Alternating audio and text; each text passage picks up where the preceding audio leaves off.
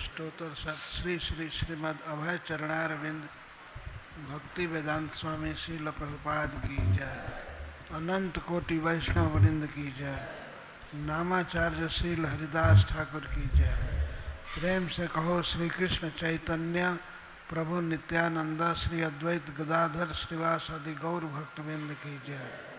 श्री श्री राधा कृष्ण गोप गोपीनाथ श्याम कुंड राधा कुंड गिरी गोवर्धन की जय। श्री वृंदावन धाम की जय। श्री मायापुर नवद्वीप धाम की जय। श्री जगन्नाथपुरी धाम की जय। श्री श्री जगन्नाथ बलदेव सुभद्रा की जय। गंगा माई की जय। यमुना माई की जय। भक्ति देवी की जय। तुलसी महारानी की जय। ग्रंथराज श्रीमद् भागवतम की जय। गौर Premanandi. All glory to the assembled devotees. All glory to the assembled devotees. All glory to the assembled devotees.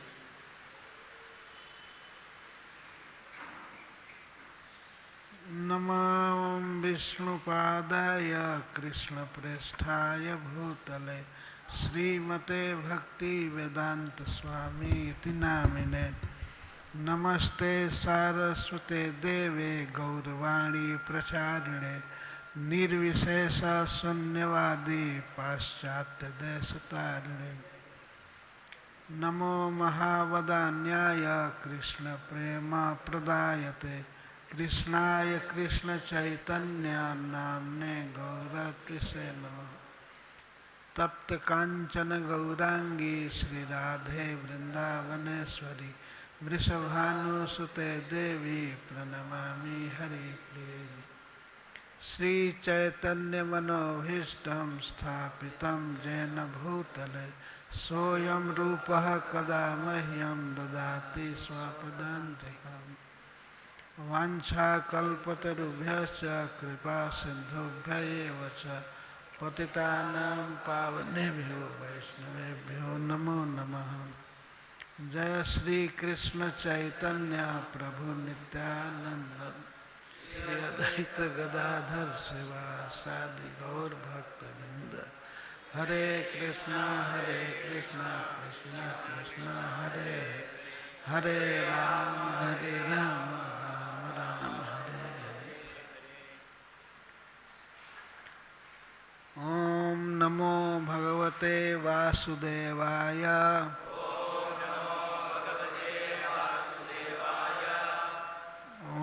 नमो भगवते वासुदेवाय।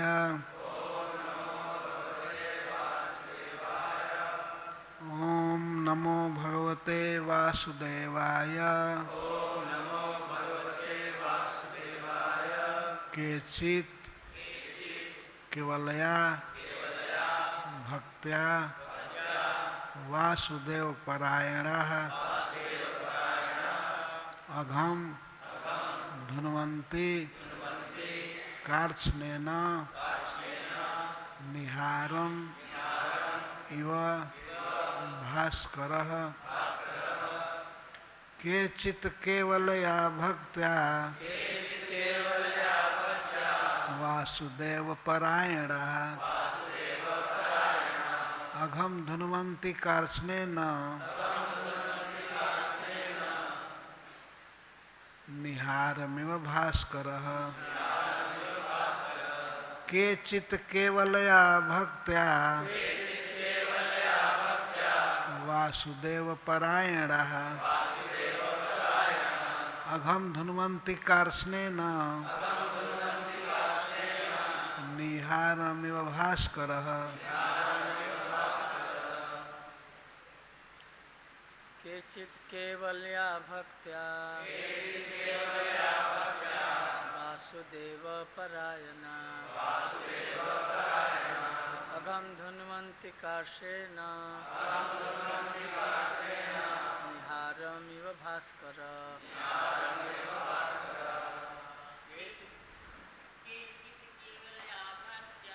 केचित् केवलया भक्त्या वासुदेव परायणः अघम धन्वन्ति कार्त्स्नेन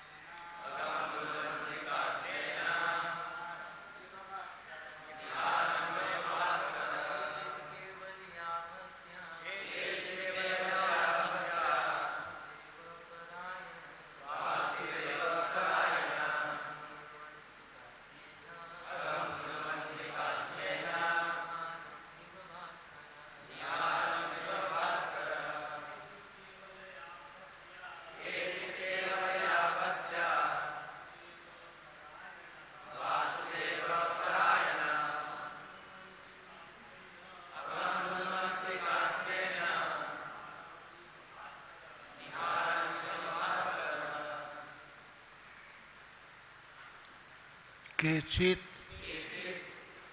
कुछ लोग, बहुत बिरले लोग,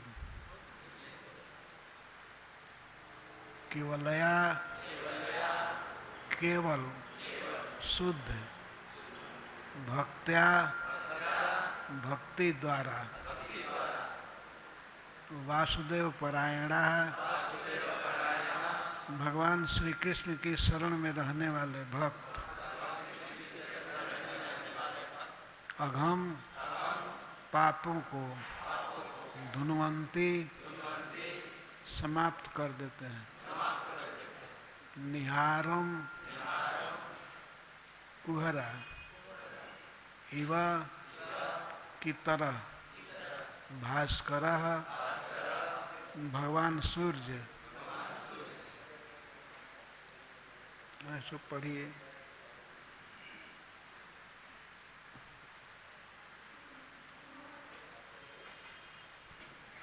अनुवाद।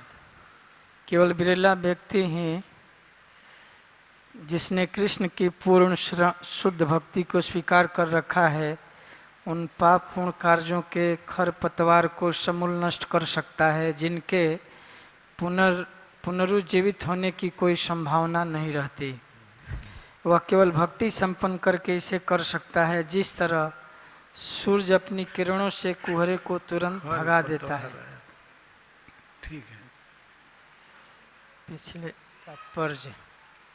पिछले श्लोक में सुखदेव गोस्वामी ने उदाहरण दिया था कि बांस के पेड़ के नीचे की लतरों की सूखी पत्तियां अग्नि द्वारा पूरी तरह से जलाकर राख कर दी जाती हैं। यद्यपि लतरें फिर से अंकुरित हो सकती हैं क्योंकि उनकी जड़ें अब भी जमीन के भीतर हैं। इसी तरह चूँकि पापपूर्ण इच्छा रूपी जड़ उस मनुष्य के हृदय से विनष्ट नहीं हुई हैं, जो ज्ञान का तो अनुशीलन कर रहा है किंतु जिसमें भक्ति के प्रति रुचि नहीं है, अतः संभावना रहती है कि उसकी पापपूर्ण इच्छाएं पुनः प्रकट हों। जैसा कि श्रीमद् भागवतम में कहा गया है, श्रेयः श्रुतिम भक्ति मुदस्यते विभो क्लिश्यन्ति ते केवल बोध लब्धये। जो चिंतक पाप तथा पुण्य कर्मों में अंतर करते हुए भौतिक जगत का ज्ञान प्राप्त करने के लिए अत्यधिक श्रम करते हैं किंतु भक्ति को प्राप्त नहीं है, वे भौतिक कार्यों के प्रति उन्मुख रहते हैं। वे नीचे गिरकर सकाम कर्मों में लिप्त हो सकते हैं, किंतु यदि कोई व्यक्ति भक्ति के प्रति आसक्त होता है तो भौतिक भोग की उसकी इच्छाएं बिना किसी पृथक प्रयास के स्वतः नष्ट हो जाती हैं। भक्ति परेशानुभवो विरक्ति यत्र च। यदि कोई कृष्ण भावनामृत में बढ़ा चढ़ा है तो उसके भौतिक कर्म पाप तथा पुण्य कर्म दोनों ही स्वतः स्वादविहीन बन जाते हैं। यदि कृष्ण भावनामृत की परीक्षा है, यही कृष्ण भावनामृत की परीक्षा है। पाप तथा पुण्य कर्म दोनों ही अज्ञान के कारण होते हैं, क्योंकि कृष्ण के नित्य दास के रूप में जीव को अपनी इंद्रिय तृप्ति के लिए कुछ भी नहीं करना होता। अतः जब ही वह भक्ति के पद को प्राप्त करता है, वह पाप तथा पुण्य कर्मों के प्रति अपनी आसक्ति का परित्याग कर देता है और केवल उसी में रुचि लेता है जिसमें कृष्ण तुष्ट हों। यह भक्ति की विधि या कृष्ण की भक्ति वासुदेव परायण मनुष्य तो सारे कर्म फलों से छुटकारा दिलाती है। चूँकि महाराज परीक्षित महान भक्त थे, अतः उनके गुरु सुखदेव गोस्वामी द्वारा कर्म कांड तथा ज्ञान कांड विषयक दिए गए उत्तर उन्हें संतुष्ट नहीं कर सके। इसलिए सुखदेव गोस्वामी ने अपने शिष्य के हृदय की बात जानते हुए भक्ति के दिव्य आनंद की व्याख्या की। केचित शब्द का यहाँ पर अर्थ है कुछ लोग, सभी नहीं। हर व्यक्ति कृष्ण भावना भावित नहीं हो सकता, जैसा कि कृष्ण ने भगवत गीता के 7 अध्याय श्लोक 3 में बताया है। मनुष्याणाम सहस्रेषु कश्चित् यतति सिद्धये यतताम अपि सिद्धानाम कश्चिन् माम वेति तत्वतः। कई हजारों मनुष्यों में से कोई एक सिद्धि के लिए प्रयत्नशील होता है और इस तरह सिद्धि प्राप्त करने वालों में से मुश्किल से कोई एक मुझे वास्तव में जान पाता है। व्यवहारिकतः कोई भी व्यक्ति कृष्ण को यथारूप में नहीं जान सकता, क्योंकि कृष्ण को पुण्य कर्मों या सर्वोच्च ज्ञान की उपलब्धि द्वारा नहीं समझा जा सकता। वस्तुतः सर्वोच्च ज्ञान तो कृष्ण को समझना है। कृष्ण को न समझ पाने वाले अज्ञानी लोग यह सोचकर गर्व से फूले रहते हैं कि वे मुक्त हैं या कि वे कृष्ण या नारायण बन चुके हैं। यही अज्ञान है। भक्ति की शुद्धता सूचित करने के लिए श्रील रूप गोस्वामी ने भक्ति रसामृत सिंधु में कहा, अन्याभिलाषिता शून्यम ज्ञान कर्मा अनावृतम आनुकूलेन कृष्णानुशीलनम भक्तिरुत्तमा। मनुष्य को चाहिए कि भगवान कृष्ण की दिव्य प्रेमा भक्ति समर्पित होकर तथा भौतिक लाभ या सकाम कर्मों अथवा दार्शनिक चिंतन के द्वारा लाभ की इच्छा से रहित होकर करे। यही शुद्ध भक्ति कहलाती है। श्रील रूप गोस्वामी आगे यह भी बतलाते हैं, भक्ति क्लेशाग्नि शुभदा, अर्थात जो व्यक्ति भक्ति अंगीकार करता है उसके सभी प्रकार के अनावश्यक श्रम तथा भौतिक क्लेश पूर्णतया समाप्त हो जाते हैं और उसे सारा सौभाग्य प्राप्त होता है। भक्ति इतनी प्रबल है कि यह मोक्ष लघुताकृत भी कही जाती है। दूसरे शब्दों में यह मोक्ष की महत्ता को कम करती है। अभक्तों को भौतिक कष्टों का सामना करना पड़ता है क्योंकि उनमें सकाम कर्म करने की प्रवृत्ति होती है। अज्ञान के कारण उनके हृदयों में पाप कर्म करने की इच्छा बनी रहती है। ये पाप कर्म 3 कोटियों में विभाजित किए जाते हैं, पातक, महापातक तथा अति पातक। इसके 2 विभाग भी किए जाते हैं, प्रारब्ध तथा अप्रारब्ध। प्रारब्ध उन पाप फलों का द्योतक है जिन्हें वर्तमान समय में भोगना पड़ता है, और अप्रारब्ध द्योतक है संभाव्य कष्ट के स्रोत का। जब भी पापों के बीज फलित नहीं होते रहते जब भी पापों के बीज फलित नहीं हुए रहते ते फल अप्रारब्ध कहलाते हैं। पाप कर्म के बीज अदृश्य होते हैं किंतु होते हैं असीम, और इसका कोई भी पता नहीं लग पाता कि सर्वप्रथम उन्हें कब बोया गया था। वे पाप फल जो अंकुरित हो चुके हैं प्रारब्ध कहलाते हैं, और उनके कारण मनुष्य को या तो निम्न कुल में जन्म लेने या अन्य कष्टों से पीड़ित होते देखा जाता है। किंतु जब मनुष्य भक्ति ग्रहण करता है तो पाप में जीवन की सारी अवस्थाएं जिनमें प्रारब्ध अप्रारब्ध तथा बीज सम्मिलित होते हैं समाप्त हो जाते हैं। भगवद गीता में कृष्ण उद्धव को बतलाते हैं,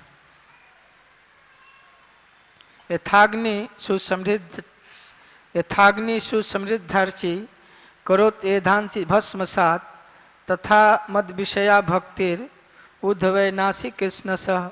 हे उद्धव, मुझसे संबंधित भक्ति का प्रज्वलित अग्नि, हे उद्धव मुझसे संबंधित भक्ति उस प्रज्वलित अग्नि के समान है जो इसमें डाले गए पाप कर्म रूपी सारे ईंधन को जलाकर भस्म कर डालती है।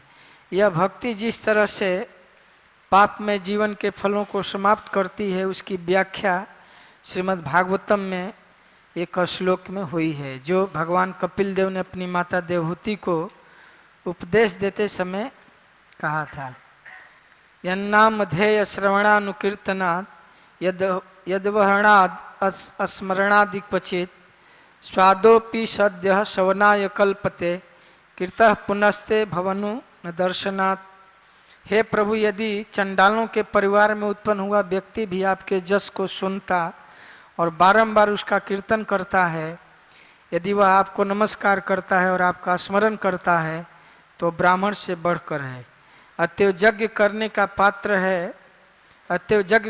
पात्र है। इसलिए जिसने आपका साक्षात दर्शन किया हो उसके विषय में क्या कहा जा सकता है। पद्म पुराण में एक कथन है कि जिन व्यक्तियों के हृदय भगवान विष्णु के भक्ति के प्रति अनुरक्त हैं वे जीवन के समस्त पाप फलों से तुरंत मुक्त कर दिए जाते हैं। ये फल सामान्यतया 4 अवस्थाओं में रहते हैं।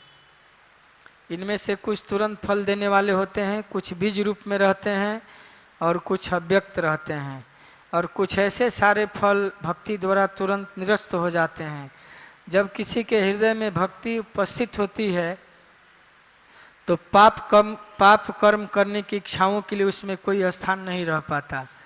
पाप में जीवन अज्ञान के कारण होता है, जिसका अर्थ है ईश्वर के नित्य दास के रूप में अपनी स्वाभाविक स्थिति की विस्मरणशीलता। किंतु पूर्णतया कृष्ण भावना भावित होने पर उसे अनुभूति होती है वह ईश्वर का नित्य दास है। इस संदर्भ में श्रील गोस्वामी की टीका है कि भक्ति के दो विभाग किए जा सकते हैं। संतता वह भक्ति जो श्रद्धा तथा प्रेम से निरंतर चालू रहती है, तथा कदाचित की वह भक्ति जो निरंतर चालू नहीं रहती अपितु कभी कभी जागृत होती है। संतता भक्ति को दो विभागों में बांटा जा सकता है। किंचित आसक्ति सहित संपन्न सेवा, रागानुगा भक्ति। कदाचित की भक्ति के तीन विभाग किए जा सकते हैं। रागा भासमयी वह भक्ति जिसमें मनुष्य अनुरक्त प्राप्त होता है, अनुरक्त प्राय होता है। रागा भास शून्य स्वरूपा भूता भक्ति जिसमें रागानुगा प्रेम नहीं होता, किंतु मनुष्य सेवा करने की स्वाभाविक स्थिति को चाहता है। तथा आभास रूपा भक्ति की किंचित झलक। जहाँ तक प्रायश्चित की बात है, यदि किसी को भक्ति की किंचित झलक प्राप्त हो जाती है तो प्रायश्चित करने की आवश्यकता नहीं रह जाती। अतएव जब मनुष्य को रागानुगा प्रेम प्राप्त हो चुका हो और उसके साथ प्रेम से लगाव हो, जो कि कदाचित की प्रगति के लक्षण हैं, जो प्रायश्चित निश्चित रूप से अनावश्यक होता है। यहाँ तक कि आभास रूपा भक्ति अवस्था में पापमय जीवन के सारे पाप फलों का उन्मूलन एवं विनाश हो जाता है। श्रील जीव गोस्वामी का मत है कि कार्ष्येन शब्द का अर्थ है कि पाप कर्म करने की इच्छा होने पर भी उस इच्छा का उन्मूलन केवल आभास रूपा भक्ति से हो जाता है। भास्कर यानी सूर्य का दृष्टांत सटीक है। भक्ति के आभास रूप की उपमा उषा काल से दी गई है और पाप कर्मों के संचय की उपमा कुहरे से दी गई है। चूंकि कुहरा पूरे आकाश में नहीं छाया रहता, अतः सूर्य को अपनी प्रथम किरणें फैलाने के अतिरिक्त कुछ भी करने की आवश्यकता नहीं रहती। इससे कुहरा तुरंत दूर हो जाता है। इसी तरह यदि किसी का भक्ति से थोड़ा भी संबंध होता है तो उसका पापमय जीवन रूपी कुहरा तुरंत नष्ट हो जाता है। हरे कृष्ण। जय श्रील प्रभुपाद।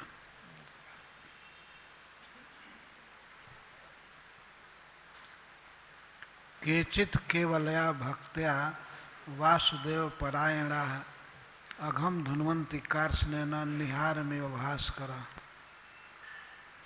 श्रील सुखदेव गोस्वामी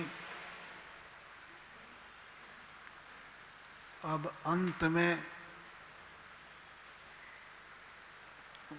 बात कह रहे हैं कि पाप कैसे नष्ट होगा।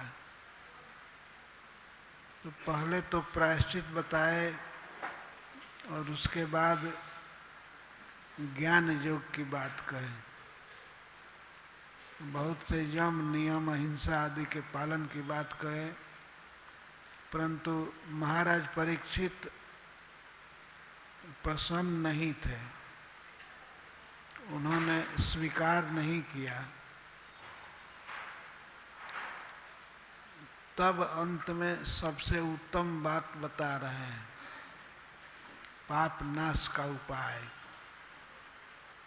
केचित कुछ लोग, केचित का अर्थ है बहुत कम लोग केवला भक्ति करते हैं। केवलया भक्त्या, केवला भक्ति कहते हैं शुद्ध भक्ति को, जिसमें ज्ञान और कर्म मिला हुआ नहीं है। ज्ञान कर्मादनावृतम। ज्ञान का अर्थ है उपनिषदों को पढ़ना और उसके अनुसार इंद्रियों पर संयम करके ब्रह्म का चिंतन करना, निर्विशेष ब्रह्म का। तो प्राय इसी को ज्ञान कहा गया है। और कर्म वर्णाश्रम धर्म के अनुसार बहुत बड़ा बड़ा कर्म करना, यज्ञ करना, दान करना इत्यादि, इसको कर्म कहा गया।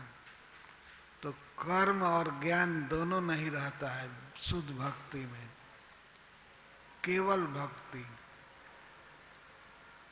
कोई जरूरत नहीं है कि उपनिषदों को पढ़ा जाए, वेदांत के अनुसार ब्रह्म का चिंतन किया जाए, और कर्म की भी कोई जरूरत नहीं है।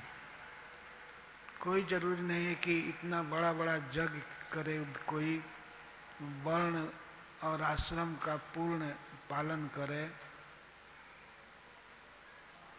तो इस प्रकार से लौकिक कर्मों में या वैदिक कर्मों में भी जिसकी श्रद्धा नहीं रहती है, केवल भक्ति में श्रद्धा रहती है, तो वही व्यक्ति शुद्ध भक्ति कर सकता है, केवल भक्ति। संसार में ऐसे बहुत कम लोग होते हैं जिनकी कृष्ण भावना में रुचि होती है। अधिकांश लोग कर्मों पर भरोसा करते हैं, बहुत बड़ा बड़ा कर्म करते हैं, और उनको कहा जाए कि हरे कृष्ण बोलो, इसी से सब काम हो जाएगा, तो कहते हैं इतने छोटे मंत्र से वो जब तक पहाड़ नहीं तोड़ेंगे तब तक संतोष नहीं होगा। एक कहावत है ना, खोदा पहाड़ निकली चूहिया। इस प्रकार जिनको पहाड़ तोड़ने की आदत है, बहुत बड़ा बड़ा कर्म, तो वे भगवान के नाम का जप नहीं कर पाते हैं, भक्ति नहीं करते हैं। तो बहुत कम लोग ऐसे हैं जिनकी श्रद्धा भक्ति में रहती है और कर्मों में रुचि नहीं रहती है। वो नहीं चाहते हैं। कई जगह बड़े बड़े तीर्थ हैं,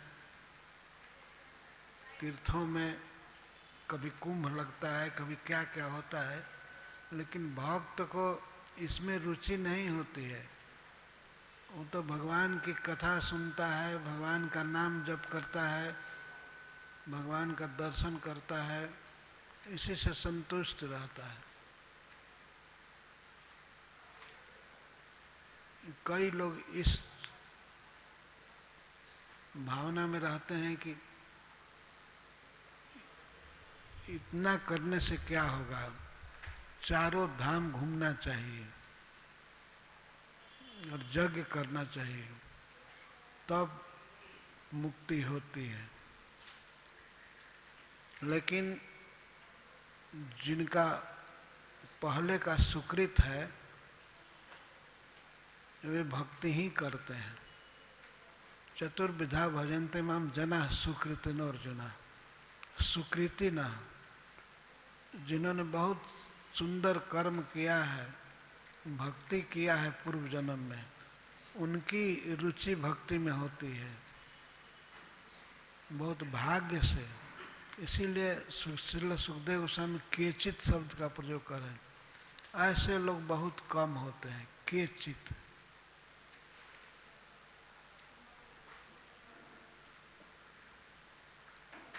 उनकी बहुत बहुत कर्मों में रुचि नहीं होती है और बहुत ज्ञान प्राप्त करने की वासना नहीं होती है। भगवान का नाम जपते हैं, भगवान का दर्शन करते हैं, भागवत पढ़ते हैं, कथा सुनते हैं, बस इसी में रुचि रहती है।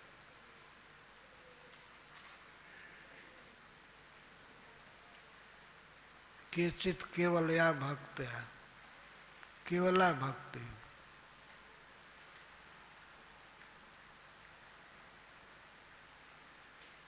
ज्ञान कर्म से शून्य भक्ति।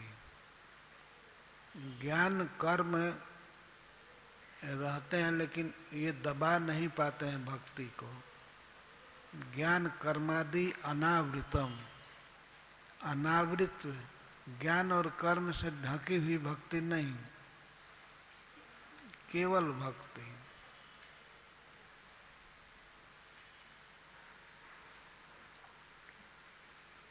एक बार हमारे गांव पर अखंड कीर्तन होने वाला था, तो शुरू में पंडित जी आने वाले थे, वो कुछ पूजा करने के लिए, उसको पुरस्चरण कहते हैं। अब इतना ये दीपक जलाओ और ये मेटा कांटी सब जुटाओ, बहुत बड़ा घड़ा जुटाना था, क्या क्या करना था,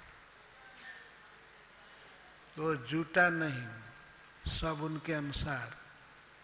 तो कहते थे क्या है हरिनाम कीर्तन में, ये सब नहीं आएगा तो हरिनाम कीर्तन से लाभ क्या है। तो मैं भक्तों को कह दिया कि आप लोग भगवान का कीर्तन चालू कीजिए, इसी से सब पूर्ति हो जाती है। यह कथा है कि जब बलि महाराज का 100वां अश्वमेध यज्ञ लगभग भ्रष्ट हो गया, पूरा नहीं हुआ, बीच में ही भगवान आ गए और भगवान ऐसा नाटक किए, वामन देव की यज्ञ करने वाले जजमान को ही बंधवा दिए। बहुत गाली दे रहे थे कि तुम झूठा हो, तुम 3 पग देने के लिए कहा और 2 पग में ही सब समाप्त हो गया, तीसरे के लिए लाओ लाओ। तो इस तरह से यज्ञ करने वाले बलि महाराज को पूरा बेइज्जत किया गया भगवान के द्वारा, और बांधा भी गया, गरुड़ जी ने बांध दिया। तो वो यज्ञ पूरा नहीं हुआ, रुक गया। लेकिन भगवान अंत में कहे शुक्राचार्य आदि ब्राह्मणों से कि आप लोग बलि का यज्ञ पूरा कर दीजिए। पूरा करना जरूरी था, अगले मनवंतर में वे इंद्र बनने वाले थे।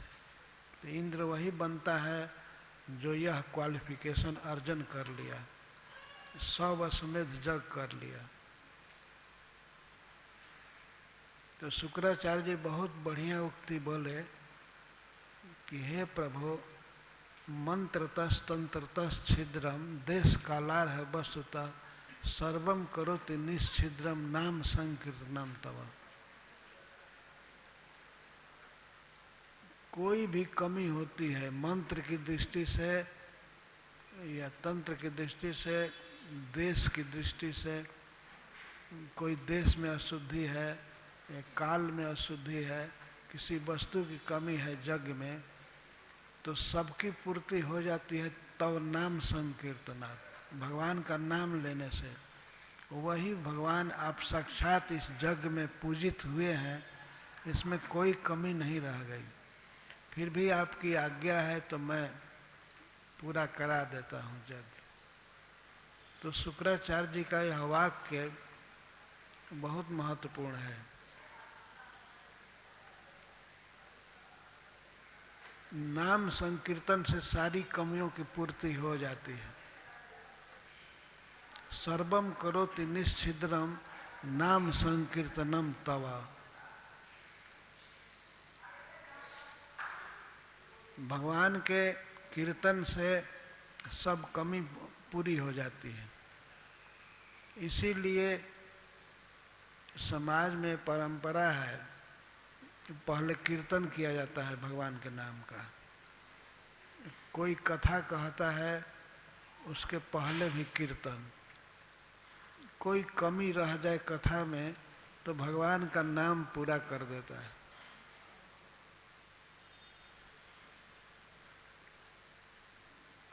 भगवान के नाम की कमी को ये सब कर्मकांड पूरा नहीं कर पाते हैं।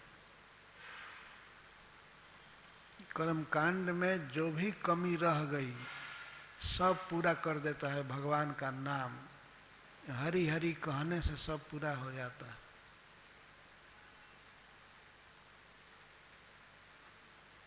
इस प्रकार ये भक्ति की महिमा है। तो बहुत कम लोग हैं जिनकी ऐसे श्रद्धा है इसमें।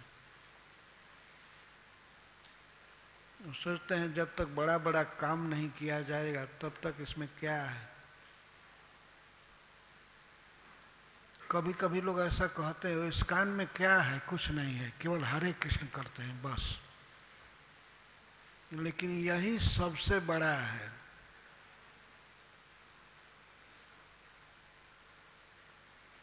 एक बार कुंभ में प्रयाग में मैं गया था, तो 108 कुंड बनाए गए थे।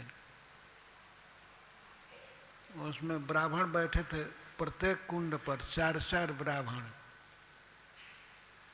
और जब यज्ञ चालू हुआ तो बहुत धुआं उत्पन्न हुआ, और सभी ब्राह्मण परेशान हो गए धुआं से।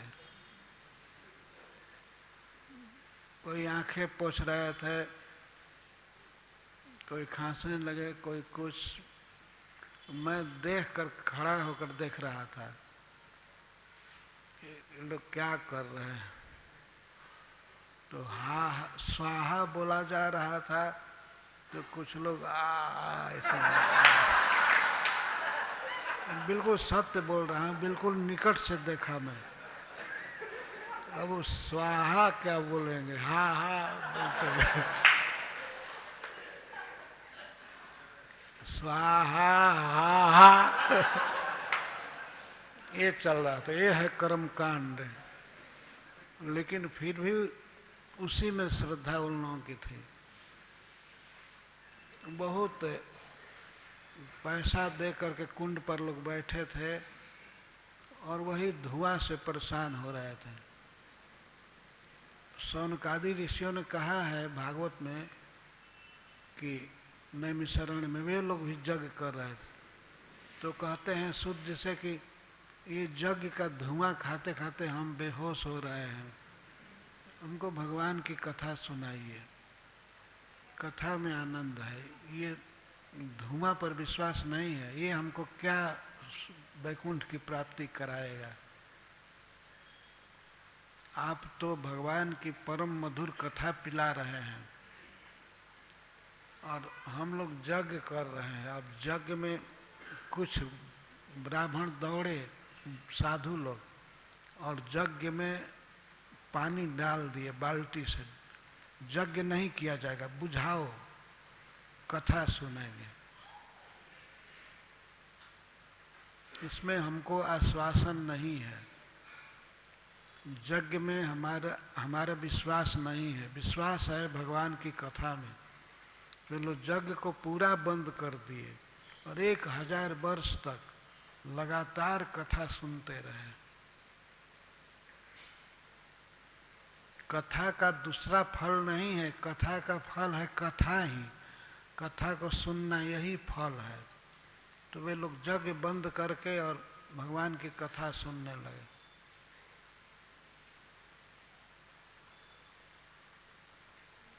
रोक रहे थे कुछ लोग, रुको रुको, लेकिन पानी लेकर के डाल दिए कुंड में, बुझ गया। तब सूत जी प्रसन्नता से कथा कहने लगे। ये श्रीमद् भागवतम वहाँ से प्रारंभ होता है जहाँ से भगवत गीता का अंत होता है। भगवत गीता के अंत में भगवान ने कहा है सर्वधर्मान परित्यज्य मामेकं शरणं व्रज। सभी कर्तव्य कर्मों को, धर्मों को छोड़कर मेरी शरण में आ जाओ। गीता का यह अंतिम उपदेश है और भागवत का प्रारंभ यह है। भागवत यहीं से चालू होता है। नैमिषारण्य के ऋषियों ने अपने धर्म को त्याग दिया, भगवान की शरण में हो गए, कथा सुनने लगे। इस तरह श्रीमद् भागवतम बहुत महान ग्रंथ है। गीता का जहाँ अंत होता है, भागवत वहाँ से प्रारंभ होता है। ऐसा त्याग ऋषियों का, ब्राह्मणों का। यज्ञ चालू किए थे, लेकिन चालू किए हुए यज्ञ को भी वो बंद कर दिए कथा के लिए। तो ये है केवला भक्ति। केवल भक्ति करते हैं कुछ लोग।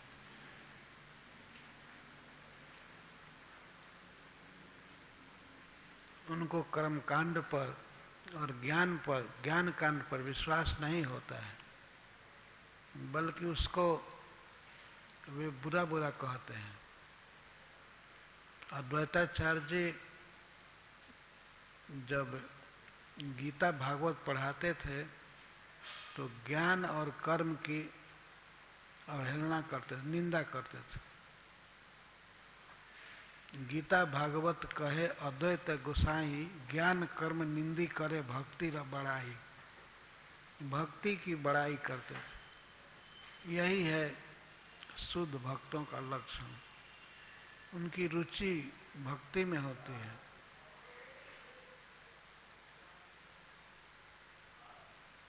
एक श्लोक में माधवेंद्रपुरी ठाकुर कहते हैं, संध्या बंदन अब तुम्हारा कल्याण हो, तुम जाओ। हे स्नान, तुमको प्रणाम है। जब मुझसे संध्या बंदन अब नहीं होता है। स्नान को भी कहते हैं, भो स्नान तुभ्यम नमः। स्नान तुमको प्रणाम है। और जितने भी कर्म धर्म हैं उनको प्रणाम करते हैं। अब हमसे नहीं हो पाएगा। अब तो मैं कहीं पर बैठ करके और कंस सूदन भगवान कृष्ण का स्मरण कर लिया करूँगा, यही हमारे लिए सब कुछ है। अब हमसे कुछ नहीं होगा। भक्तों को भी ऐसे ही भाव रखना चाहिए। हमें भगवान का जप करना है, कीर्तन करना है, और बहुत बड़ा बड़ा कर्म क्या करें। तो केवला भक्ति,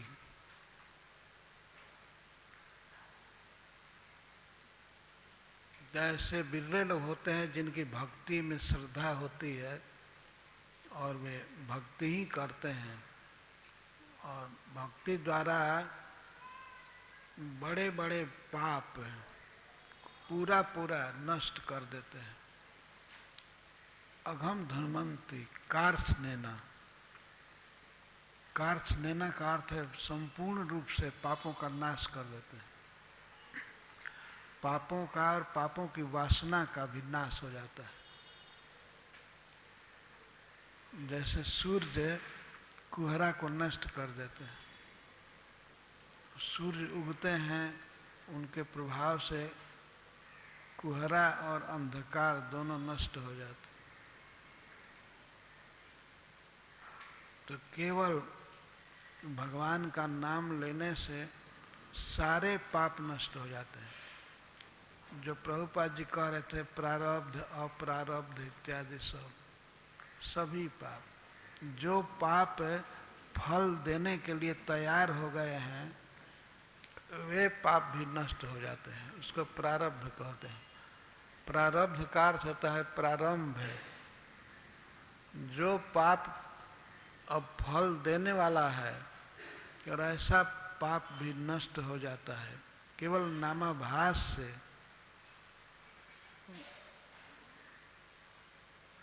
अजामिल को यही हुआ ना, वो नरक में अब जाने वाला था।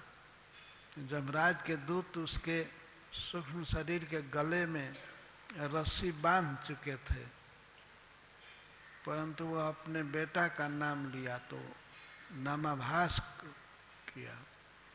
नाम का आभास, नारायण नाम बोला और भगवान के पार्षद आ गए। जब नामाभास की यह महिमा है, तब शुद्ध नाम की क्या महिमा कही जाए। जो लोग श्रद्धा से जपते हैं, यह जान करके यह भगवान का नाम है और हमारे पापों को नष्ट करेगा, भगवान के चरणों में प्रेम देगा, इसकी बहुत महिमा है। इस श्रद्धा के साथ जो लोग जपते हैं, वे क्यों नहीं भगवान को पाएंगे। हरे कृष्णा कृष्णा कृष्णा हरे हरे, हरे राम राम राम हरे। तो कार्त्स्नेना शब्द पर श्री जीव गोस्वामी जी कहते हैं कि सब प्रकार के पाप और बड़े से बड़े पापों का यही प्रायश्चित है, केवल भक्ति। भगवान को प्रणाम किया जाए, भगवान की कथा सुनी जाए, भगवान का नाम कीर्तन किया जाए, यही सबसे अच्छा प्रायश्चित है। और कुछ करने की जरूरत नहीं है। हम कर्म बंधन से पूरा पूरा मुक्त हो जाएंगे भगवान का नाम लेने से।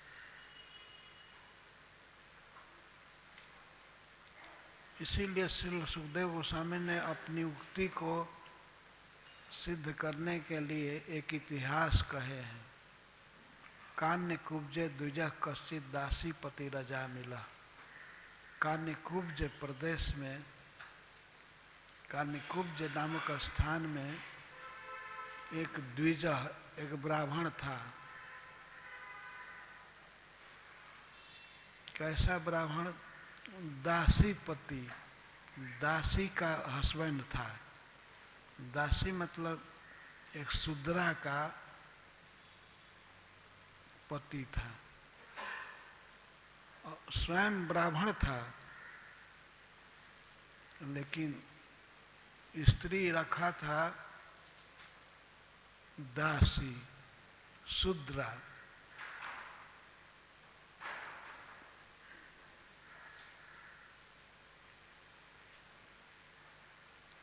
एक बार पिता की आज्ञा से वन में गया, बड़ी श्रद्धा से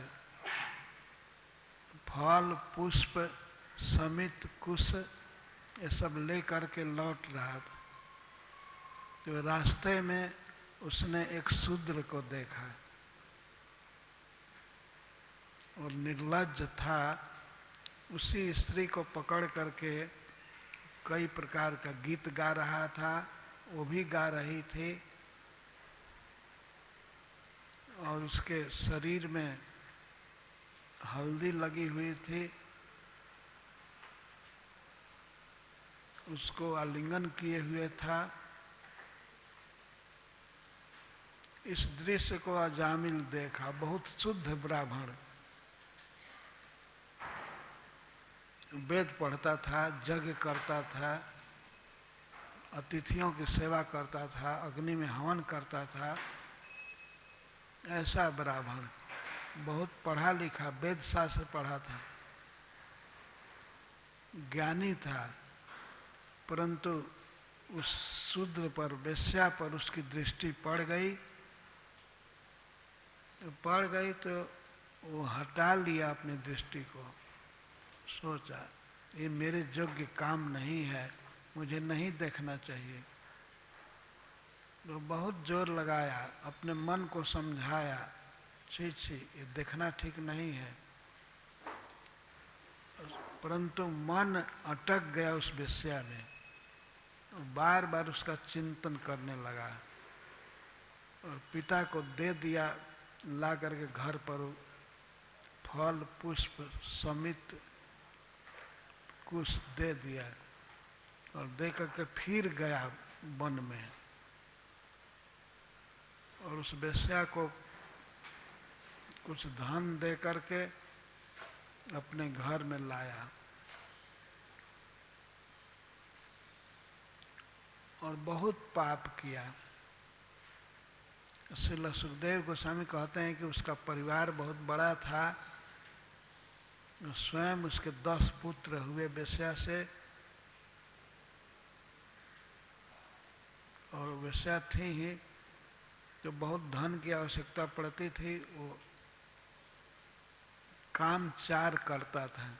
बंद अक्षय कैतवश्चौर्य, बंदी अपहरण करके किसी को कैद कर लेता था और बहुत भारी भारी रकम लेकर के छोड़ता था।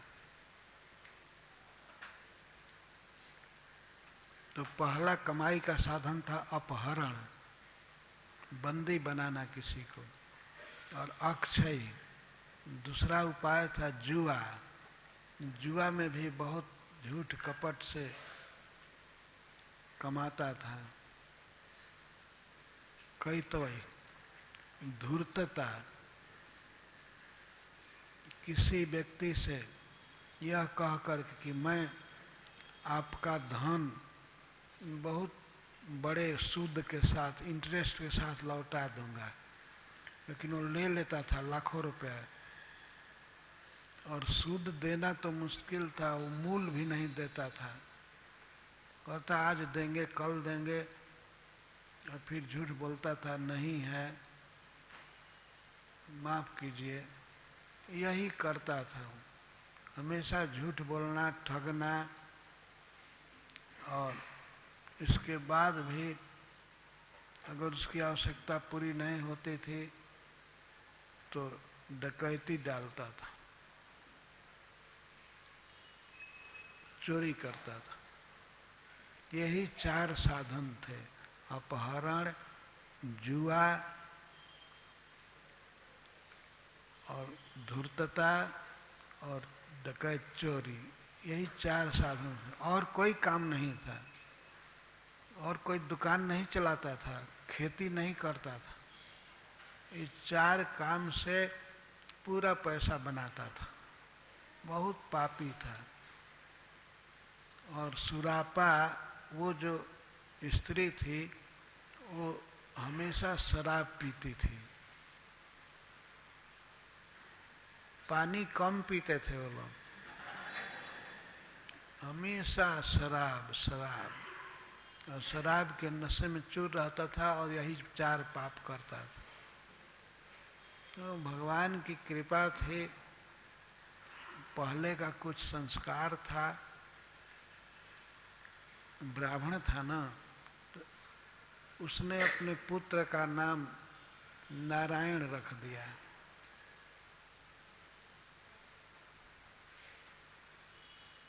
तो जब नारायण नाम रखा गया बच्चे का, तो प्रथम बार अजामिल ने कहा, बेटा नारायण, माँ के गोद से मेरे गोद में आओ। प्रथम बार, उसी समय उसके करोड़ों जन्मों का पाप नष्ट हो गया, नामकरण के दिन ही। इसके बाद तो बहुत प्रेम से नाम लिया कई बार।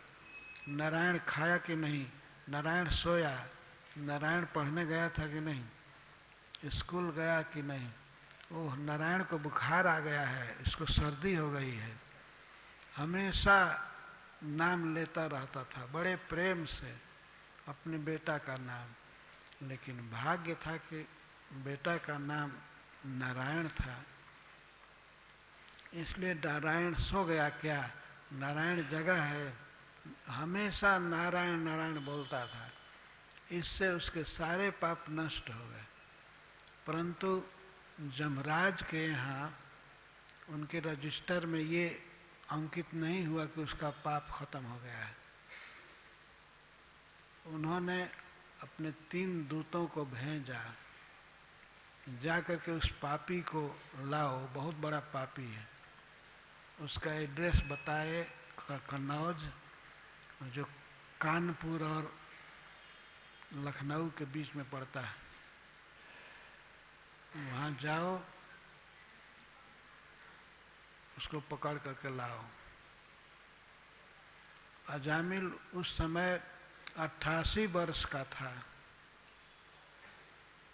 और 5 वर्ष का बेटा था उसका।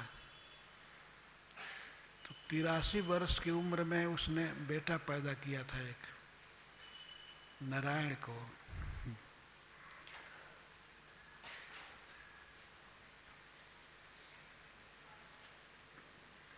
उसका पाप तो सब खत्म हो गया था, इस जन्म का ही नहीं, पिछले करोड़ों जन्मों का पाप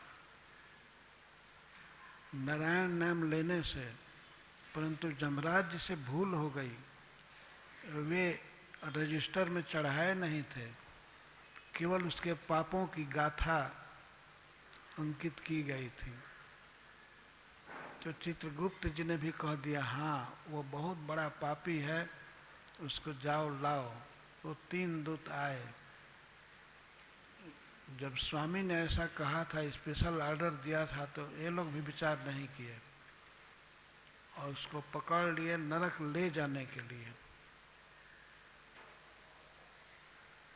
इसको क्या कहे, तो प्रारब्ध का भी बाप है कर्म, तो नरक में जाना ही था। परंतु उसने अपने पुत्र को पुकारा, भय बस नारायण आय, हे नारायण आओ, कहाँ हो। नारायण उस समय खेल रहा था।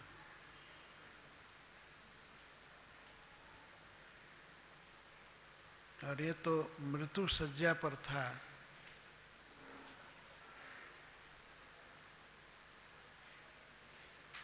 मरने वाला था, उस समय भगवान का नाम बोला, अपने बेटा का नाम बोला, नारायण। बहुत प्लुत स्वर से, कंठ से आवाज नहीं निकल रही थी, लेकिन बड़े मुश्किल से बोला, नारायण आया, ऐसे। तो भगवान के चार पार्षद जो सब जगह रहते हैं वो प्रकट हो गए और जमराज के दूतों को डांटने लगे, तुम लोग कौन हो, क्यों इसको बांध रहे हो, खोलो, छोड़ो। भगवान के पार्षदों ने कुछ धमकी दिया, वे लोग भाग गए छोड़ करके। वो सोचे कि अगर हम लोग पकड़ेंगे अजामिल को तो ये लोग मार देंगे, क्योंकि हाथ में चक्र है, गदा है। भगवान जैसा आयुध भगवान के पार्षद लेकर के चलते हैं, तो लोग डर करके छोड़ करके चले गए। जमपास भी छोड़ करके चले गए। भगवान के पार्षदों ने तलवार से काट दिया जमपास को और मुक्त किया। अजामिल कुछ बोलना चाहता था भगवान के पार्षदों से, लेकिन भगवान के पार्षद तुरंत अदृश्य हो गए। वे अपनी प्रशंसा सुनना नहीं चाहते थे।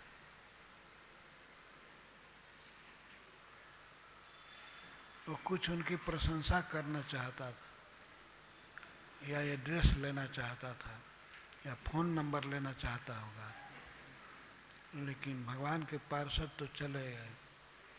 तो उसको बड़ा अफसोस हुआ अपने पापों पर। वो घर छोड़ करके,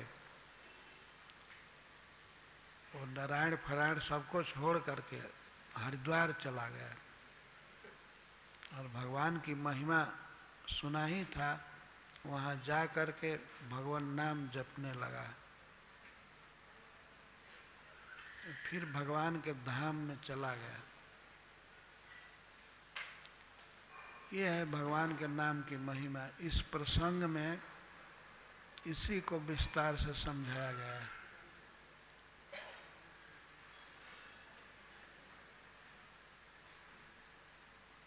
जैसे किसी अभियोग में कुछ वकील होते हैं बचाव पक्ष से और कुछ अभियोग पक्ष से बहस करते हैं, उस तरह से जमराज के दूत और भगवान के पार्षदों में बहस हुआ।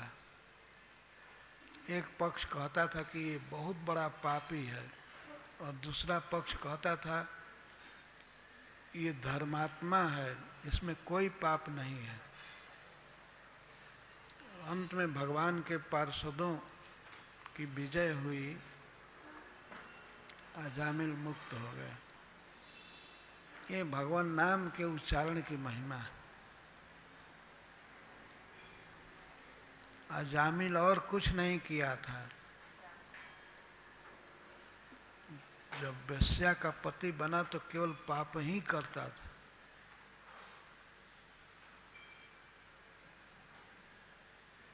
लेकिन ऐसा पापी भी नामाभास से मुक्त हो गया। बहुत अच्छा है। कभी कभी लोग बोलते हैं, जैसे रामानंदी साधु को देखा हूँ अयोध्या जी में, नमक के बदले राम रस बोलते हैं। कभी भी बोलेंगे राम रस दो, नमक नहीं कहते हैं, नमक के बदले राम रस कहते हैं।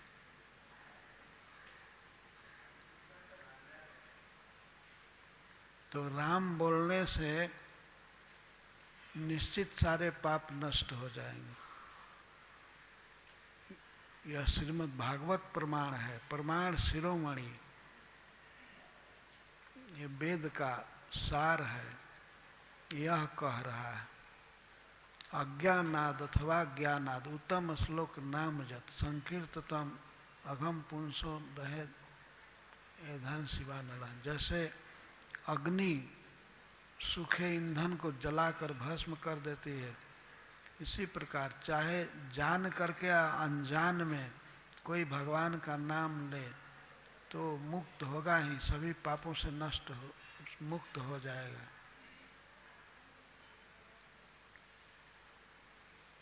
यदि कहीं ईंधन है सूखा और उसमें थोड़ी सी आग पकड़ ले तो पूरा ईंधन को जला देती है। और यदि कोई बहुत शक्तिशाली औषधि है तो वह रोग को मूल से उखाड़ कर फेंक देती है। और उस औषधि को कोई पानी समझ करके पी ले फिर भी वो लाभ तो देगी ही। किसी भी तरह से बहुत शक्तिशाली दवा है, उसको खाने से रोग नष्ट हो जाता है। तो भगवान का नाम सबसे बड़ी औषधि है। कोई भी पाप मूल से नष्ट हो सकता है। अब यह प्रश्न है कि जान करके ले चाहे अनजान में ले, ये तो नाम की शक्ति है। श्रीमद् भागवतम में सुखदेव गोस्वामी कहते हैं ऐसा प्रभाव है ही भगवान के नाम का। दो उदाहरण दिए हैं, औषधि का और अग्नि का। अग्नि जैसे ईंधन को नष्ट कर देती है। प्रायः आग अनजान में ही लगती है, जानबूझ करके आग कम लगती है, अनजान में ही आग लग जाती है और बुझाने के लिए प्रयास होता है। बहुत से प्रबंध होते हैं अग्नि बुझाने के, लेकिन अग्नि लगाने के नहीं, अग्नि लगाने का प्रयास नहीं होता, लेकिन आग लग ही जाती है क्योंकि ये आग का स्वभाव है जलाना। तो अनजान में भी भूल से भी कहीं लग जाए तो जला देती है। वैसे ही भूल से भी यदि भगवान का नाम बोल दिया जाए तो हमारे समस्त पाप भस्म हो जाते हैं। तो फिर किम पुनः श्रद्धया गृणन, फिर श्रद्धा से यदि गुनगुनाया जाए, जप किया जाए तो कहना ही क्या है। हरे कृष्णा कृष्णा कृष्णा हरे हरे, हरे राम राम हरे। भगवान नाम की महिमा ही इस अध्याय में कही गई है और प्रैक्टिकल बताया गया कि यह कोई सिद्धांत मात्र नहीं है। देखा गया कि पापी अजामिल जो बहुत पाप किया था परंतु नामाभास से जमपास से मुक्त हो गया और बाद में भगवान के धाम में गया। तो श्रद्धा से जप करना चाहिए। जो श्रद्धा से जपते हैं उनके बारे में तो कहना ही क्या है। सवेरे भगवान के सामने 16 माला जप करना ये बहुत बड़ी चीज है। या जैसे तैसे भी रास्ता चलते समय भाव से कुभाव से आलस्य से किसी तरह से यदि भगवान के नाम को लिया जाए तो पाप समाप्त होगा ही। यह बात भगवान के पार्षदों ने कहा, सुखदेव गोस्वामी ने कहा और जमराज जी भी कहेंगे।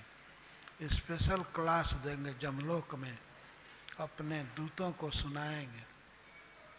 तो कई दूत तो निराश हो गए, कहे तब तो हमारा काम धंधा बंद हो जाएगा ना।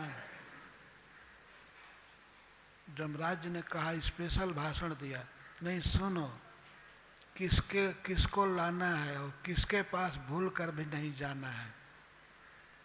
जो भगवान के भक्त हैं सुन लो ध्यान से, जो भगवान विष्णु के भक्त हैं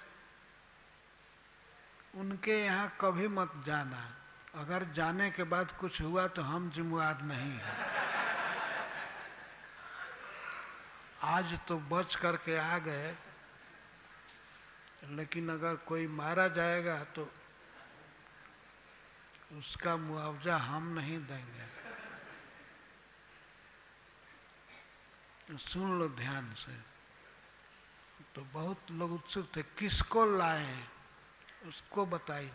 तब साफ उन्होंने कहा, जिह्वा न वक्ति भगवत गुणनाम ध्येयम। जो जीभ से कभी भगवान के नाम और गुण को नहीं बोलते हैं उनको पकड़ करके लाओ। जिह्वा न वक्ति भगवत गुणनाम ध्येयम चेतश्च न स्मरत चरणारविंदम। जिनका चित्त मन कभी भगवान के चरण कमल का स्मरण नहीं करता है, उनके श्री विग्रह का दर्शन नहीं करता है, उनको लाओ। और जिनका सिर भगवान के सामने नहीं झुकता है उनको पकड़ करके लाओ। अकृत विष्णु कृत्यान, और जो विष्णु के व्रत को नहीं करते हैं, एकादशी वगैरह नहीं करते हैं, शक्ति रहने पर भी, उन दुष्टों को पकड़ करके लाओ। सबसे पहला लक्षण बताया, जो जिह्वा रहते हुए कभी जीभ से भगवान का नाम नहीं बोलते हैं और गुण नहीं बोलते हैं, उनको पकड़ करके लाओ। जो भगवान को प्रणाम नहीं करते हैं, भगवान का व्रत नहीं करते हैं। ये जमराज जी ने स्पेशल ऑर्डर दिया। उस समय से जमराज के दूत बहुत डरते हैं, वैष्णव नाम सुनते ही कांप जाते हैं। वैष्णव के पास नहीं जाना है।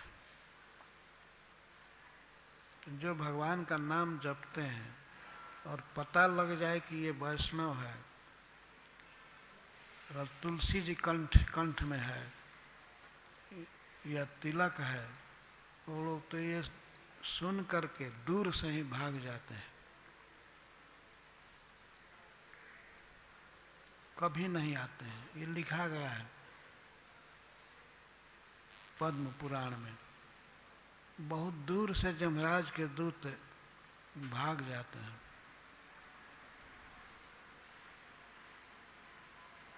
और वे लोग छांट छांट करके लाते हैं बहुत ध्यान से। कौन किसकी जीभ भगवान का नाम नहीं बोलते, जीवन में एक बार भी कौन नहीं भगवान का नाम बोला, उसको पकड़ करके लाना है। जीवन में या साल में, साल भर में नाम नहीं बोला, महीने में नाम नहीं बोला, तो उनको लाओ। बताइए, जो रोज नाम बोलते हैं उनको कैसे ले जा सकते हैं? हरे कृष्णा कृष्णा कृष्णा हरे हरे राम राम हरे। मैं तो पूरा अच्छा से नहीं बोल रहा हूँ, रोग से ग्रस्त हूँ, लेकिन जो भक्त युवक हैं, स्वस्थ हैं, वे ये सब बातें बताएंगे आप सबको। जहाँ तहाँ कथा कहते रहते हैं।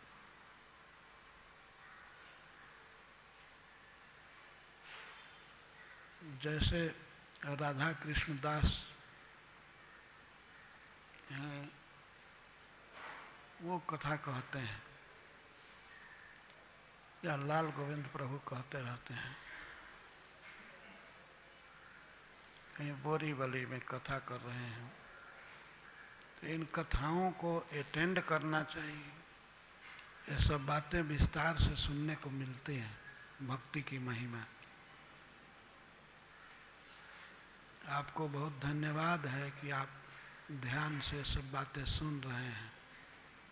हरे कृष्ण। जय श्रील प्रभुपाद।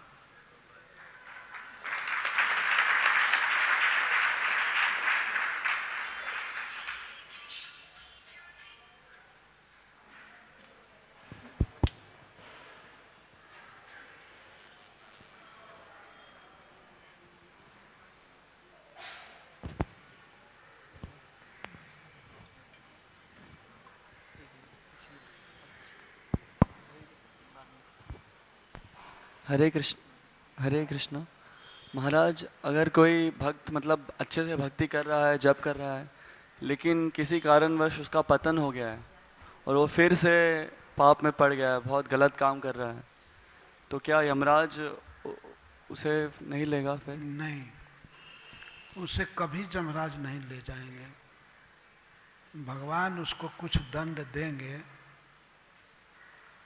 जैसे किसी के घर में कोई बच्चा है और कोई गलती कर दिया तो उसको माता पिता पुलिस को नहीं देंगे, स्वयं एक थप्पड़ मारेंगे।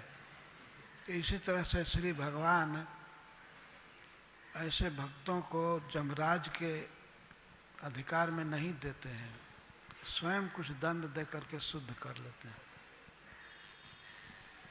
महाराज, हम देखते हैं कि हम 5 साल से जप कर रहे हैं, 6 साल से जप कर रहे हैं, लेकिन जो पाप करने की जो इच्छा है, जो पाप करने का इच्छा, वो हृदय से जाता नहीं। भगवान का नाम ले रहे हैं, मतलब पाप तो नहीं कर रहे हैं, लेकिन इच्छा अभी भी है महाराज हृदय में।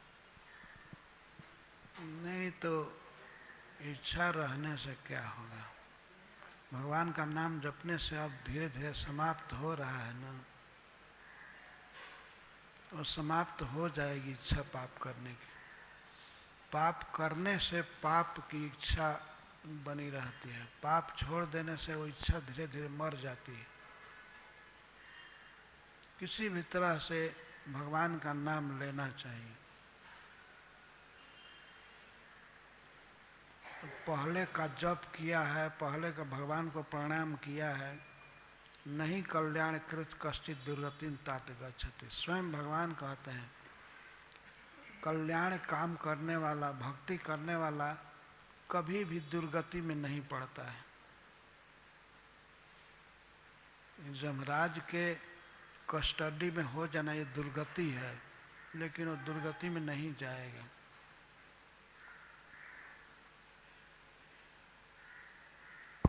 भगवान जो उचित समझेंगे, एक आध थप्पड़ लगाएंगे, वही दंड भोगेगा।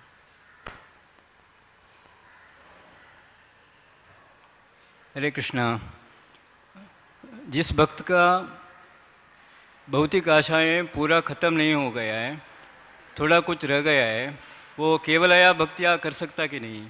कर सकता है, कोई भी कर सकता है। भक्ति ही कर पाएगा, केवल भक्ति ही कर पाएगा, और कोई नहीं काम नहीं कर पाएगा। बड़ा बड़ा जग कर सकता है वो नहीं, बड़ा भारी तीर्थों में स्नान कर सकता है नहीं, धक्का में ऐसे ही मर जाएगा।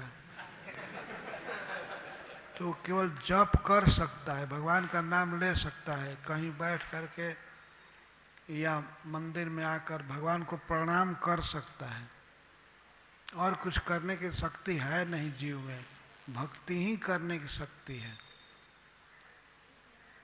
इसीलिए भक्ति ही करनी चाहिए, यही स्वरूप है।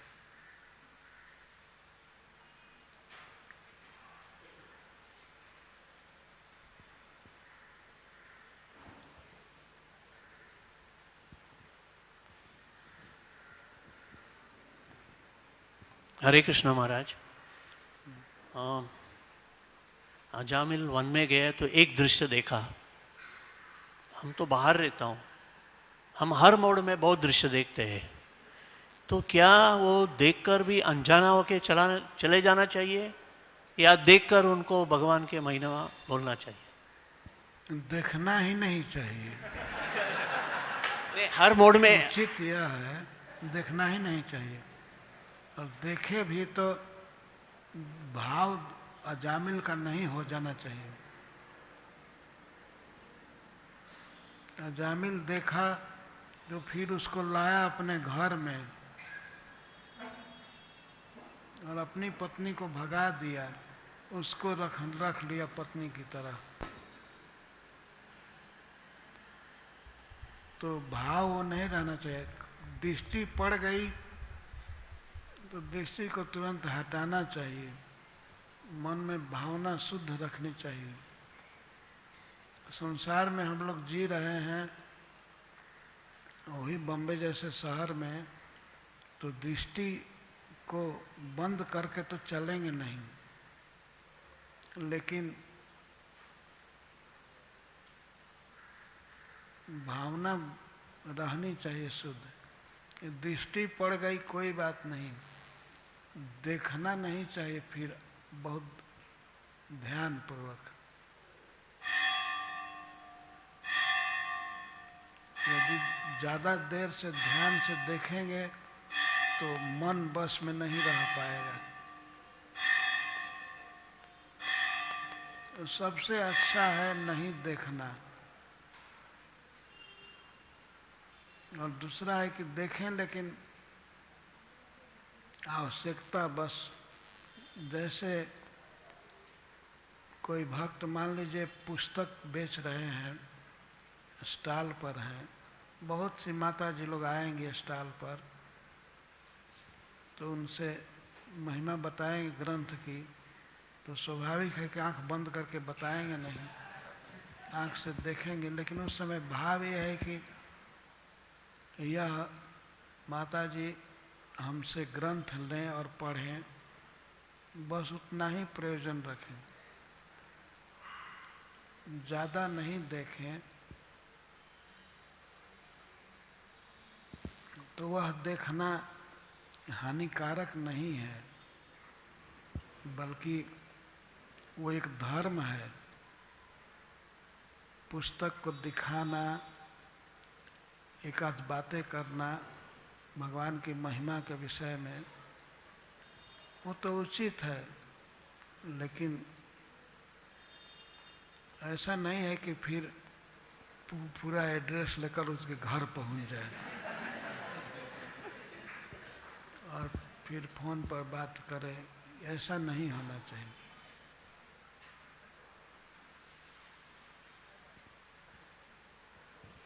हरे कृष्ण। आज के कलयुग में भी अगर कोई ऐसा मृत्यु के समय नामाभास करता है तो ऐसा ही विष्णुदूत आ जाते हैं जैसा हाँ, निश्चित। ये तो अजामिल के लिए भगवान के दूत आ गए, भक्तों के लिए तो कहना ही क्या। यदि कोई भक्ति किया है और उसका अंतिम समय आ गया है तो भगवान के पार्षद आते ही हैं। वो तो सब जगह रहते हैं और भगवान की आज्ञा से भगवान के भक्तों की रक्षा करते हैं। जमराज जी ने स्वयं बताया है कि जब जमदूत पूछे कि वे चार कौन थे जो आकर के अजामिल को छुड़ाए, जमराज जी बताए कि अरे मूर्खों, तुमको पता नहीं है, वे भगवान के पार्षद हैं, तो वे घूमते रहते हैं अपनी शक्ति से। और किस लिए घूमते हैं? कृष्ण के भक्तों की रक्षा करने के लिए। तो वो तो भक्त नहीं था, क्यों रक्षा किए? तो भगवान जमराज ने बताया कि यही भक्ति है, भगवान के नाम को बोलना। तो वो नाम बोला, तो ये कहे कि वो तो बेटा का नाम बोला, लेकिन जमराज ने कहा कि फिर भी वो भगवान का नाम है, किसी भाव से बोला, इसीलिए भगवान के पार्षद उसको बचाने आए। तो फिर अन्य भक्तों को बचाने आएंगे, इसमें तो कहना ही क्या है। ये जो घटना है ये भी कलयुग की घटना है, इस कलयुग की नहीं। अनेक बार कलयुग आया है, तो कलयुग की ही घटना है। महाराज प्रहलाद महाराज तो सतयुग में थे ना, प्रहलाद महाराज। तो वो पृथ्वी पर रह गए दूसरों का उद्धार करने के लिए। तो उस टाइम पे तो मेडिटेशन का युग था ना, ध्यान करना। तो प्रहलाद जी ने सबको ध्यान करवा के मुक्त किया, कैसे किया? उस टाइम पे तो हरि नाम का ऐसा नहीं, ध्यान का युग था, इसका मतलब है नहीं है कि केवल ध्यान करे। ध्यान हो सकता है वो सतयुग में, जहाँ भी आदमी चलेगा बैठेगा भगवान में मन लगा रहेगा। उस ध्यान का अर्थ आंख बंद करके बैठे रहना नहीं है। ध्यान का अर्थ है मन भगवान में रहे। जैसे आजकल लोगों का ध्यान जैसे जा रहे हैं लेकिन अपने ऑफिस में रहता है, अपने घर पर रहता है, उसके लिए बैठ करके चिंतन नहीं करना पड़ता है कि जरा घर का चिंतन करें। अब आँख बंद करके बैठ करके अपनी पत्नी का, बच्चे का चिंतन नहीं करते हैं, होता ही रहता है। उसी तरह से भगवान का चिंतन होता ही रहता है सतयुग में।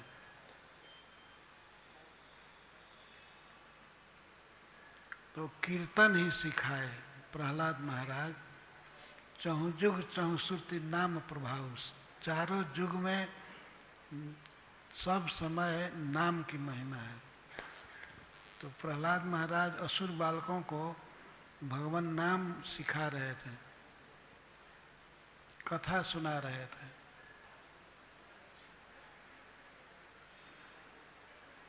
वो घटना ऐसा है कि जब भगवान ने बराह रूप धारण करके उसके भाई को मार दिया, हिरण्याक्ष को, तब हिरण्यकशिपु क्रोध से पागल हो गया।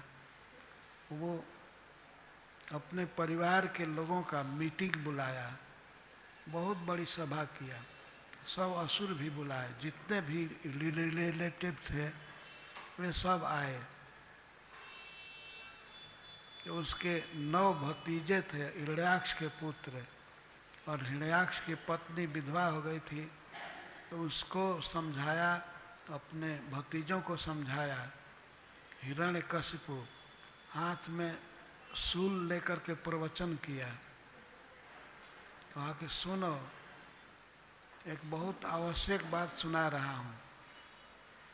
पहली बात है कि हमारे भाई की मृत्यु हुई है, पर कोई बात नहीं, वो बहुत बड़े वीर विष्णु के द्वारा मारा गया है युद्ध में, इसलिए शोक मत करो।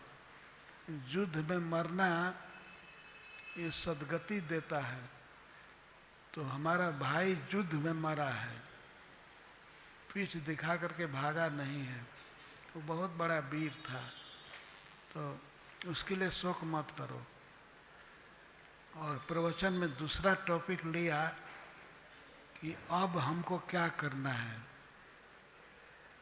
तो प्रतिज्ञा किया भरी सभा में, मैं अपने भाई का बदला ले करके रहूंगा, विष्णु को मारूंगा। शूल दिखा कर कहा, इसी शूल से विष्णु की गर्दन काटूंगा और उसके शरीर से खून निकलेगा।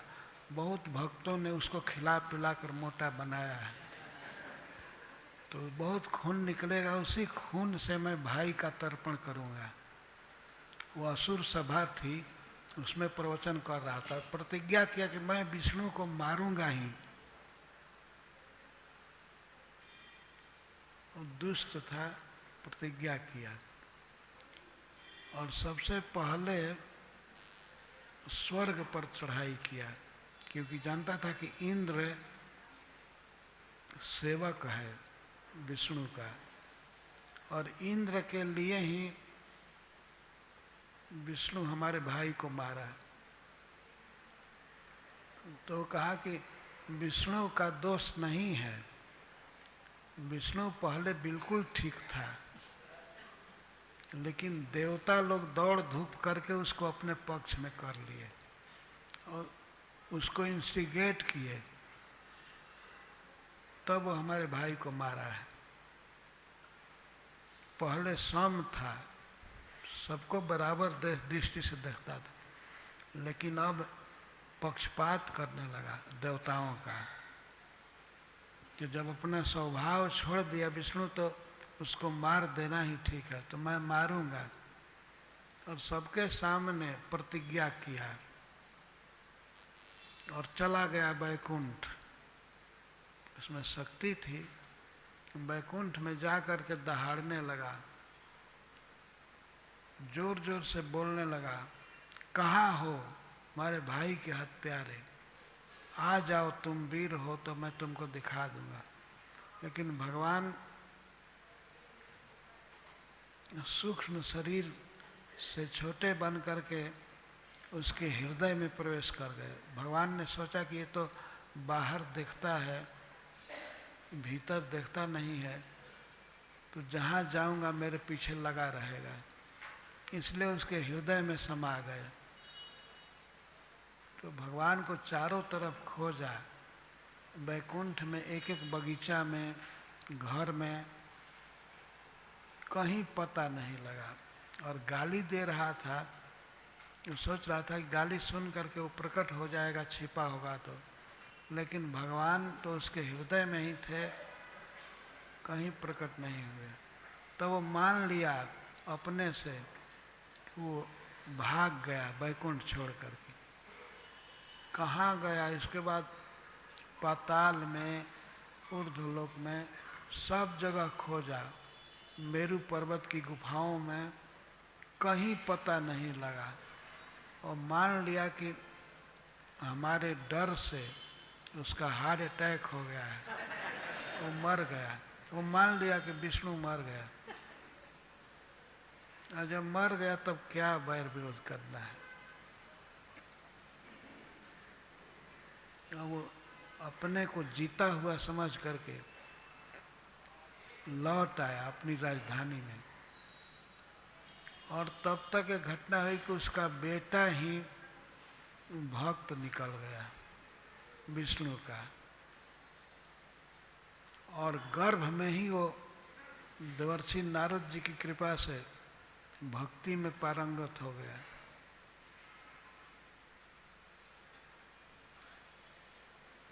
तो उसको पढ़ने के लिए हिरण्यकशिपु भेजा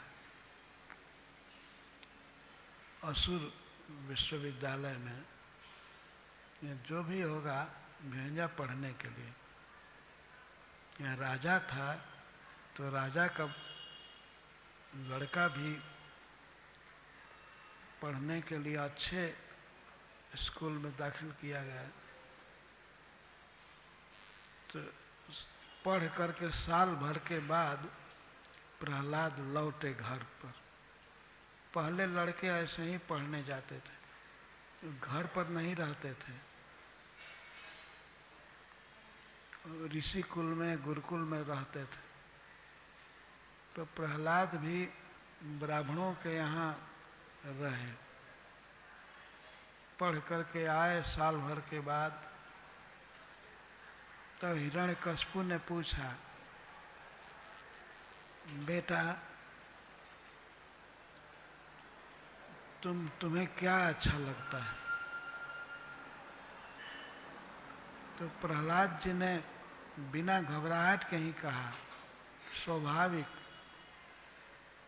पिताजी हमको तो यही अच्छा लगता है कि घर गृहस्थी या अंधकूप है, इसको छोड़ करके भगवान कृष्ण का भजन किया जाए। अब ये राजधानी छोड़ दीजिए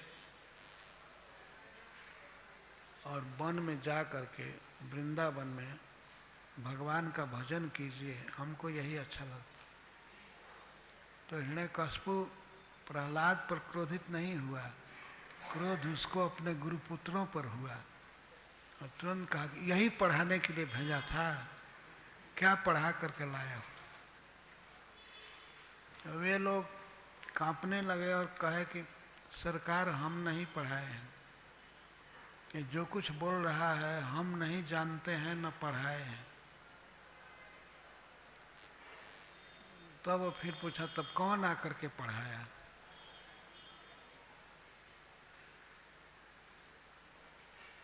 तुम लोग क्या देख रेख करते हो? तुम्हारे यहाँ 24 घंटा रहता है, तुम पढ़ाए नहीं तो कोई दूसरा पढ़ाया होगा।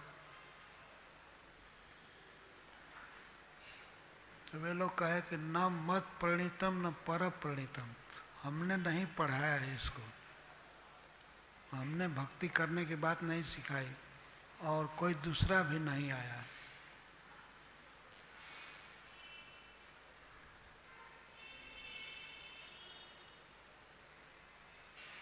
कॉलेज प्रीचिंग होती ही है तो कोई स्कूल में स्कान का आ करके पढ़ाया होगा, उसने ये कहा तो उन्होंने कहा नहीं कोई नहीं आया और हमने नहीं पढ़ाया, सरकार इसकी जन्मजात बुद्धि है ये। तो हिरण्यकशिपु को विश्वास हो गया जन्मजात बुद्धि है तो इसको मार देना ही ठीक है, ये विष्णु का दास बनेगा। सभी सुरारी असुर लोग हंस रहे थे, लो ये देखो विष्णु से द्रोह किया और अपना पुत्र ही विष्णु का भक्त निकल गया। सब हंस रहे थे।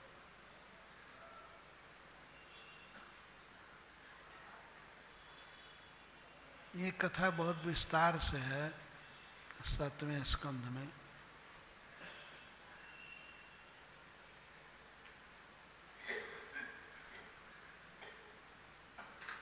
फिर हिरण्यकशिपु को भगवान ने नृसिंह रूप में मारा, जो आपके मंदिर के डैरोना में है।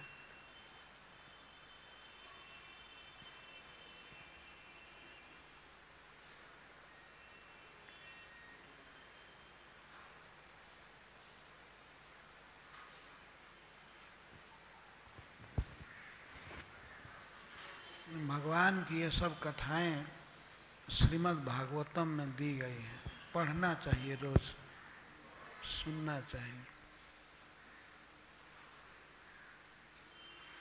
सुनते सुनते मन उसमें आसक्त हो जाएगा। हरे कृष्ण।